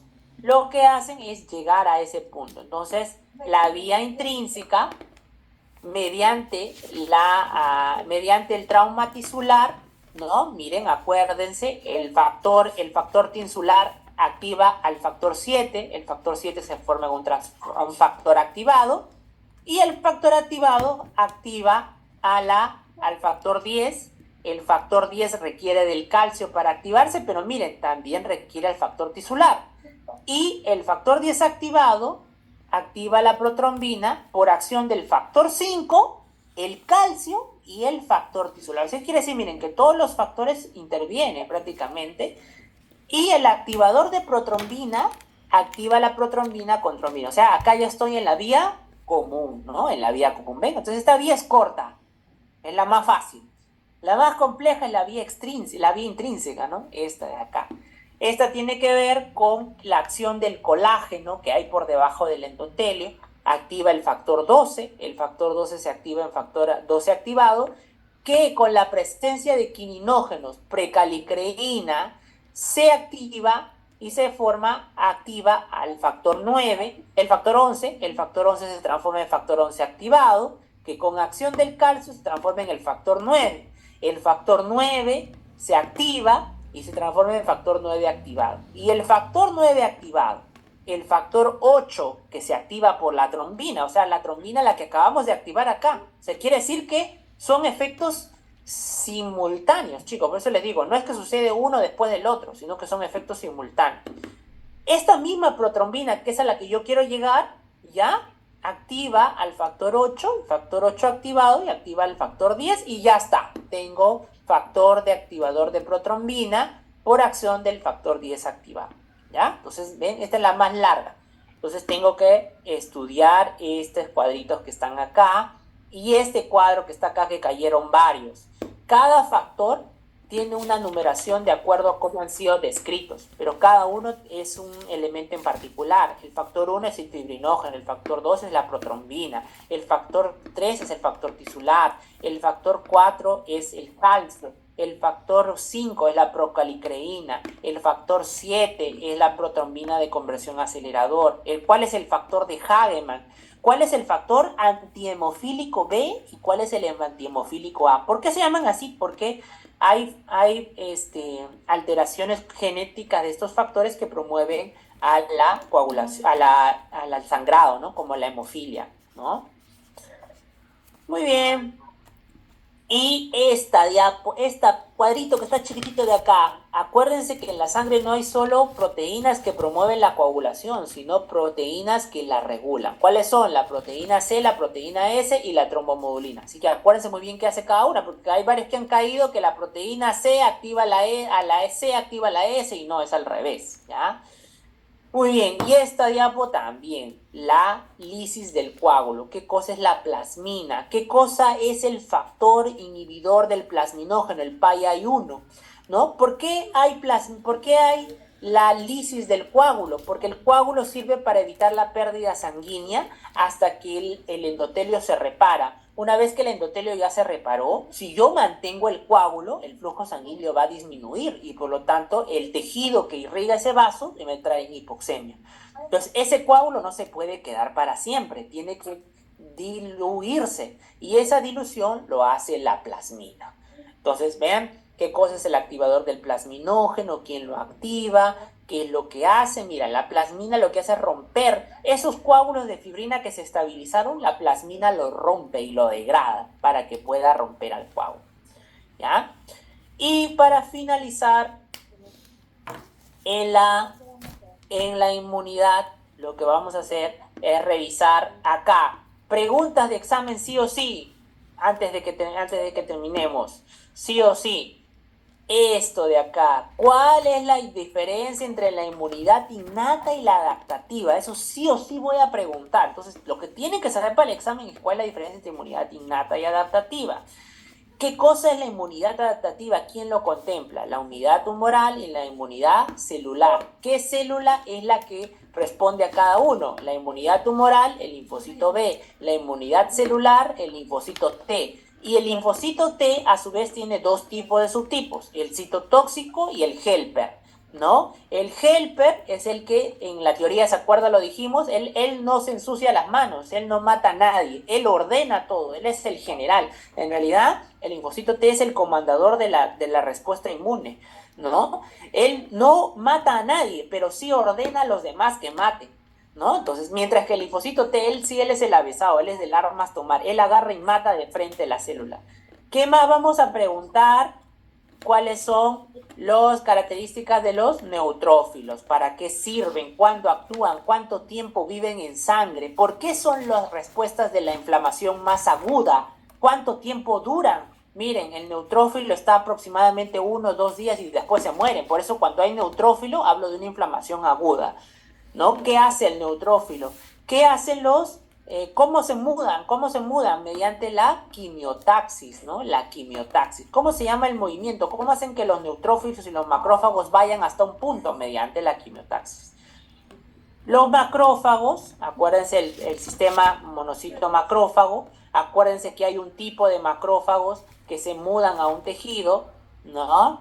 Acá está la inmunidad innata. Acuérdense que la inmunidad innata responde a proteínas DAM y PAM, ¿no? PAM y DAM. Ahí este cuadrito, sí, estúdienlo, por favor. ¿Qué son los patrones moleculares asociados a patógeno y qué son los patrones moleculares asociados a daño, ¿no? Muy bien, ¿qué más? ¿Qué más vamos a preguntar? Los anticuerpos, las diferencias entre los anticuerpos. ¿Quién sintetiza A? ¿Quién sintetiza IgD, IgE? ¿Cuánto es? ¿Es monómero? ¿Es dinómero? ¿Es de la respuesta aguda de la crónica? ¿Quién es de la respuesta aguda? El IgM. ¿Quién es de la respuesta crónica? El IgG. Por eso es que cuando yo tengo anticuerpos IgG, pienso ya en una respuesta inmune pasada, ¿no? Y de aquí, lo que básicamente voy a preguntar son el complejo mayor de histocompatibilidad. ¿Qué cosa es el complejo mayor de histocompatibilidad? Cuando yo tengo una noxa, un antígeno, ese antígeno se lo tengo que presentar al linfocito T para que él lo conozca y él induzca la orquesta de la inmunidad. Entonces, pero para eso el linfocito T lo tiene que conocer. ¿Y quién se lo presenta? Una célula presentadora de antígenos. ¿Qué cosa es la célula presentadora de antígenos? Es una célula que tiene la capacidad de presentar a un antígeno para que el linfocito T lo conozca. Sin embargo, el linfocito T, esa célula no se lo presenta así nomás y se lo tira. Necesitas un plato, ¿no? Como el mozo que le lleva un alimento al comensal. Ya, ese plato donde está el antígeno se llama el complejo mayor de histocompatibilidad. ¿Ya? Entonces, ¿quiénes son capaces de presentar un antígeno? ¿Quién sabe? ¿Quiénes son capaces de presentar un antígeno? A ver, ¿quiénes? Todas las células, doctor. Muy bien, correcto. Todas las células son presentadoras de antígenos. Hasta un hepatocito puede serlo. Pero, sin embargo, hay células especializadas para presentar antígenos y hay otras que lo pueden hacer porque su naturaleza así lo conlleva. Entonces, de ahí es que aparece que yo tengo dos tipos complejos de mayor histocompatibilidad. El complejo mayor de histocompatibilidad tipo 2 son aquellos que presentan cualquier célula, porque cualquier célula lo puede presentar. Y el complejo mayor de histocompatibilidad tipo 1, ya, el complejo mayor de histocompatibilidad tipo 1, perdón, el tipo 1 cualquier célula, y el tipo 2 solamente las células de la inmunidad. La principal célula presentadora de la inmunidad, ¿cuál es? La célula dendrítica. Sin embargo, hay otras células que lo pueden presentar, por ejemplo, el linfocito B, los macrófagos, las células endoteliales, el epitelio del timo. Sin embargo, todas las células lo pueden presentar. Entonces, la diferencia está en el tipo de complejo mayor de histocompatibilidad. ¿Y por qué es diferente, chicos? Porque cuando es una célula común y corriente la que presenta el antígeno, ¿sabe qué hace el linfocito T? Él no se hace problemas, él no dice voy a agarrar y voy a llamar anticuerpos, no, él agarra y de frente activa a su amigo el asesino. ¿Quién es su amigo el asesino, dijimos? El linfocito T citotóxico. Entonces, ¿qué hace el linfocito T citotóxico? Detectó al antígeno de la célula normal que se lo acaba de presentar, tonta ella, se lo presenta. ¿Por qué digo que es tonta? Porque al presentárselo, el linfocito T citotóxico viene y él dice, muerto el perro, muerto la rabia. Entonces, ¿qué hace? Mata la célula, pues, por eso se llama citotóxico. A cambio, cuando es un linfocito T, el que se une al complejo mayor de histocompatibilidad, él activa al macrófago o hace que tú crees anticuerpos contra ese germen, pero no mata directamente a la célula. ¿Ven? Por eso es que es diferente activar uno u otro, ¿no? ¿Entienden, no, chicos? ¿Sí? ¿Entendido, no? Sí, doctor. Ya, Sí, sí, listo. Entonces, eso es. Y lo siguiente que voy a preguntar es, ¿cuáles son las acciones de los anticuerpos? Esto de la hipersensibilidad no la voy a preguntar, pero lo que sí voy a preguntar, ¿qué efectos tienen los anticuerpos? Neutralización de microbios, opsonización, producción de citotoxicidad, fagocitosis, inflamación y lisis de microbios. Y miren, activación del complemento. Muy bien, chicos. Entonces, eso básicamente es lo que vamos a preguntar, muchachos. Por favor, hemos hecho un resumen bien corto de todo lo que vamos a preguntar. Y seminarios, sí o sí, por favor, van a venir, ya saben, 2 preguntas. Así que estudien sus seminarios, ¿ah? Porque por lo menos 2 preguntas van a venir. Muy bien. Doctor, disculpe, va a venir reproductivo porque no ha tocado eso. Ah, perdón, reproductivo también va a venir, chicos. Pero, ¿verdad? No me había olvidado de poner reproductivo. Reproductivo solamente vamos a tomar, a ver, ¿dónde está? Espérense, chicos, un ratito. Reproductivo. Eso es en histología, ¿no? No, Senficio. Muertos. A ver, ¿dónde está? Espérense, acá no lo tengo a la mano la diapo. Pero en reproductivo lo que vamos a preguntar básicamente son, chicos, a ver, vamos a preguntar más hormonas, vamos a preguntar las acciones de la testosterona, vamos a preguntar el ciclo menstrual, acuérdense, cuántas horas antes viene el pico de LH, cuántas horas antes viene el pico de estrógeno, en qué fase domina el estrógeno, en qué fase la progesterona. vamos a preguntar las acciones del estrógeno. ¿Por qué el estrógeno es un factor protector, ¿no?, en la mujer durante la etapa reproductiva, ¿no? Hay unas diapos ahí que no la tengo ahorita a la mano que hablan de que mejora lo que es la sinapsis a nivel del hipotálamo. A veces nos preguntamos los varones por qué no sabemos, pero ni los que nos ponemos de polo el día anterior, ¿no? A cambio la mujer se acuerda hasta lo que tenías hace 2 semanas, y es que tiene una capacidad increíble a nivel del hipotálamo de una memoria a largo y a corto plazo, ¿no? El estrógeno además le da protección cardiovascular. Entonces eso quiere decir que por eso es que es más frecuente ver un varón antes de los 50 años con infarto que una mujer antes de los 50 años con un infarto. ¿Por qué? Porque el estrógeno le protege cardiovascularmente a la mujer. Además también aumenta mucho lo que son los mecanismos de alerta del simpático, la corteza, ¿no? Corteza sensorial. Por eso es que tiene una capacidad de sinapsis mucho mayor que el varón, ¿no? Muy bien, entonces, ¿qué más vamos a preguntar? Bueno, básicamente eso. Entonces, acuérdense, funciones del estrógeno, de la progesterona, ciclo menstrual, cuáles son las hormonas que dominan en cada uno, ¿ya? Y falta una más, pero no sé qué más iba a decir, les iba a preguntar, ¿dónde está? ¿Qué más? Ya me estoy olvidando, espérense, ya mi memoria. Doctor, ¿va a venir lo que es lo de la menopausia, lo de eso de la FSH que comenta? Sí, eso claro, por eso estoy diciendo, ¿cuál es el que domina? FSH, LH, el pico, ¿cuándo se da? Por eso acuérdense, estudien muy bien ciclo menstrual, porque eso voy a preguntar, ¿ya? Ciclo menstrual y ciclo ovulatorio. Muy bien, ¿y qué más? Ya, una pregunta que siempre pregunto en los exámenes, que es el estrógeno en cada etapa de la vida de la mujer. ¿Cuál es el estrógeno de la vida reproductiva? ¿Cuál es el estrógeno de la posmenopausia? ¿Y cuál es el estrógeno de la gestación? Ustedes me van a decir, ¿cuál es la diferencia entre el estrona, el estradiol y el estriol? En cada etapa de la mujer, cuál es la que encontramos más? ¿Ya? Muy bien, chicos, entonces hasta ahí nos hemos quedado, hemos intentado hacer un recordar súper rápido de todo. Ya tengo que terminar, pero repito que, miren, yo sé que capaz a muchos, alguna vez me han acercado, me han dicho, doctor, yo no digo nada porque usted me da miedo.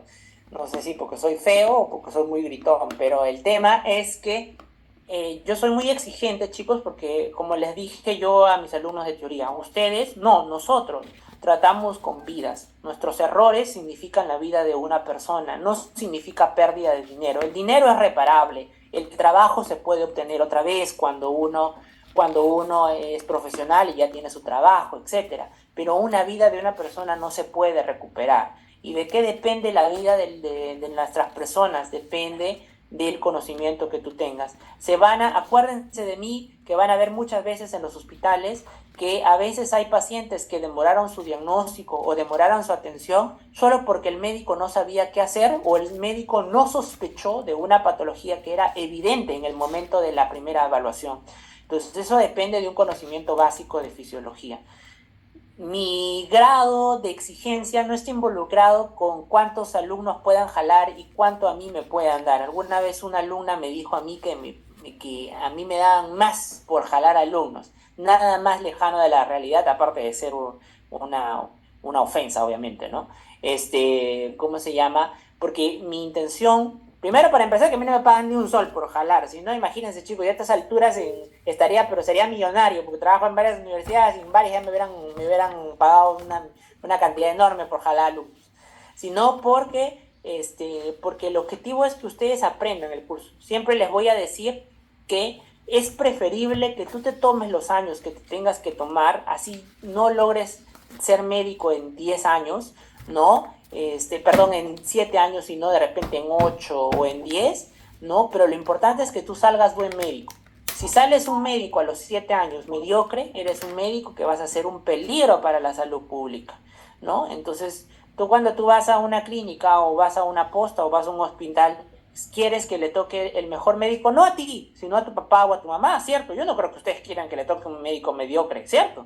Quieren que les toque el mejor, porque es tu papá, tu mamá, tu hija, tu hijo, tu abuelo, tu abuela. Entonces, hay que predicar con el ejemplo.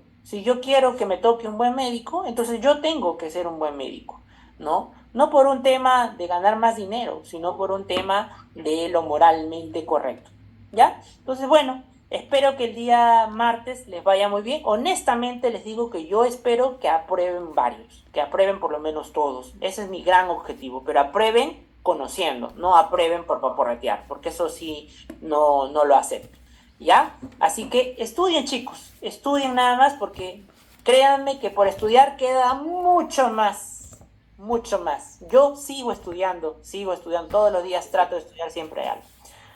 Y nada, ahí quedamos. Las mejores vibras para todos, les deseo lo mejor y que sean los mejores, que eso es que en alguna oportunidad seguramente nos volveremos a ver. Igual el día martes nos vamos a volver a ver, y los que por ahí de repente no lograron la nota incluida en algún parcial o final, esperemos que tengan una oportunidad en el sustitutorio. Pero recuerden que el sustitutorio viene todo, ¿ya?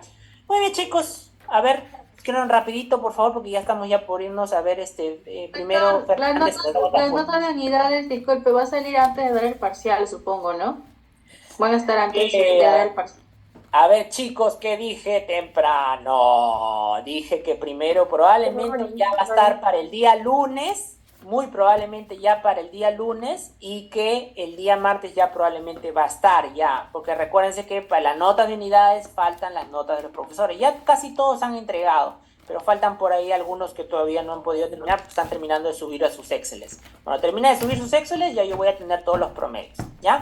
Muy bien, así que probablemente ya yo creo que para el día lunes en la noche ya debe de estar ya todas las notas de unidad ya subidas al sistema WinterNet. Muy bien, Díaz, Ariana Díaz. Profesor, sí, disculpe, quería saber sobre el tema de las notas de seminario y tal, o sea, por cada unidad, ¿se las pedimos a la doctora Flor Vega por correo o a usted? No, pueden pedirlo ustedes a sus profesores, pero recuerden el puntaje. Si ustedes me van a mandar un correo diciéndome, doctora, a mí mi profesor me ha dicho que me ha puesto 18 en seminario. Mira, si me mandas un correo así y me pones todavía poniéndome de que por qué has jalado, me ponen así, miren, así me ponen. Explique usted cómo puedo haber desaprobado si yo tengo 18 en seminario. Entonces tienen que acordarse cuánto es el porcentaje de cada uno, porque sobre todo si han desaprobado el examen de unidad 1, 2, 3, pues obviamente que no hay forma de jalar más nota, ¿verdad? Muy bien, tu nota le pueden preguntar a los profesores, yo no les he dicho que no, pero eso sí, hay que recordar cuánto pesa esa nota, ¿ya? Hay que recordar cuánto pesa, ¿ya? Muy bien. ¿Cómo que fue un horror tenerlo de profesor? Fue un honor, ya, fue un horror tenerlo de profesor. Un honor, doctor. Ya. Ya, bueno. Gracias, profesor. Listo, chicos, entonces ya, nos quedamos hasta ahí. Espero que hayamos aprendido y nos vemos el día martes con todo, ¿ya? Las mejores vibras, estudian y no jueguen por lo menos hasta después de esta semana. Muy bien, nos vemos, cuídense. Doctor, disculpe, por favor, no se olvide de subir la grabación, por favor.